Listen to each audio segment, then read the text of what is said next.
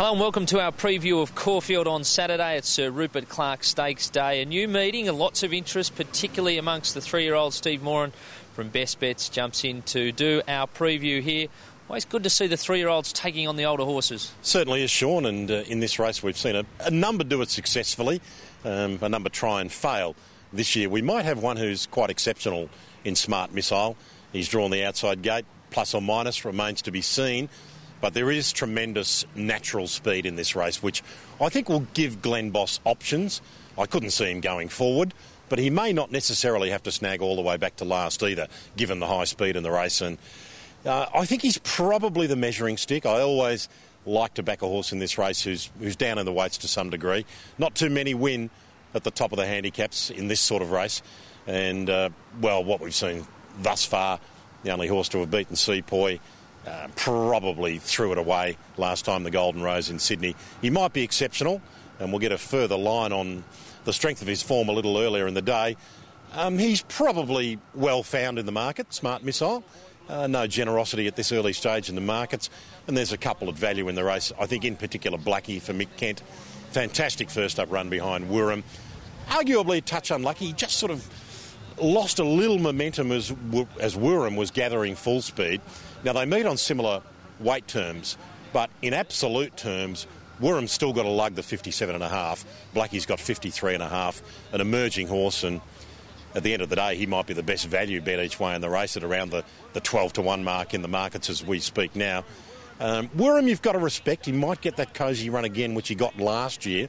Midfield, tracked through, beaten a half length behind the two mares, responsive, no evidence needed. Pinwheel, he's got 58, but I think he's going to get a lovely run from the draw. And top three, 21 of 25.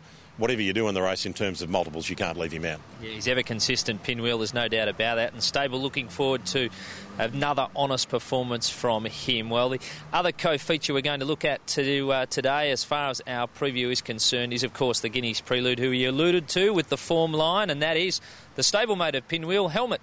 Indeed. This is another young 3-year-old with a terrific record to date.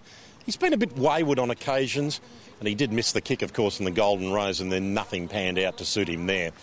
If he doesn't miss the kick here, and he hasn't been an habitual slow beginner, I think he'll land in a perfect spot, one out, one back. He's got to carry the maximum penalties. Again, not many do it, but enough do to say that it's not a complete negative. And I think he might be too good for these 3-year-olds, but as has been well canvassed this week, it is a race of upsets. You get lots of double-figure odds winners, I think largely because you get horses going to 1,400 metres, probably for the first time as a 3-year-old. And there's a couple of different form lines you have to look at here. Of course, Spectre and Chase the Rainbow from the Henry Bucks at Flemington. They both looked terrific.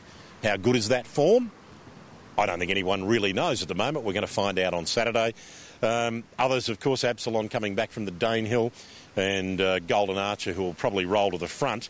And that's the one who's, to me, quite an intriguing runner. Scratched at the barrier at the Henry Bucks. He's 2 from 2. He might be more a Derby horse, but I know that there's a lot of good judges, people in racing, not so much mugs like me, but jockeys and trainers who have just got a serious opinion of this horse. That's the one. I think he's probably the wild card. Yeah, he can only do what he's doing, and that is winning. What about your best bet for us?